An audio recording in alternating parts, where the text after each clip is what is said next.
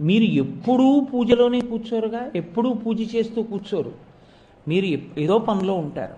ఏదో పనిలో ఉన్న భగవంతుని యొక్క నామమును చెప్పడానికి మాత్రము మీకు శౌచము అశౌచము అన్నవి మిమ్మల్ని అడ్డగించవు. మీరు ఇది బాగా జ్ఞాపకం పెట్టుకోవాల్సిన విషయం. మీరు ఈశ్వరుణ్ణి పూజ చేస్తున్నారనుకోండి, మీకు శౌచ ప్రధానము. మీరు శౌచంతో ఉండాలో, స్నానం చేసి ఉండాలో, ఒక ఏదో కాస్త శుభ్రమైన బట్ట కట్టుకోవాలి, కట్టుకుని ఈశ్వరుణ్ణి పూజ చేయాలి. కాదు, మీరు భగవంతుని యొక్క నామమును చెప్తున్నారనుకోండి, ప్రీతితో సంతోషంతో ఆయన్ని పిలుస్తున్నారు. ఇప్పుడు శౌచం ఉండాలా అక్కర్లేదా? అక్కర్లేదు. శౌచం ఉండాలన్న నియమం ఏమీ లేదు. ఆర్తి కలిగింది ద్రౌపదికి, కృష్ణుణ్ణి పిలిచింది. అప్పుడు ఆమె ఏకవస్త్ర రజస్వలా దోషంతో ఉంది. భగవంతుణ్ణి పిలిచింది. వచ్చాడా లేదా కృష్ణుడు? రక్షించాడా లేదా? గజేంద్రుడు మృత్యు సదృశమైనటువంటి భయంకరమైన స్థితిలో ఉన్నాడు. ఈశ్వరుణ్ణి ఎలుగెత్తి ప్రార్థించాడు. ఈశ్వరుడు వచ్చాడా లేదా? వచ్చాడు.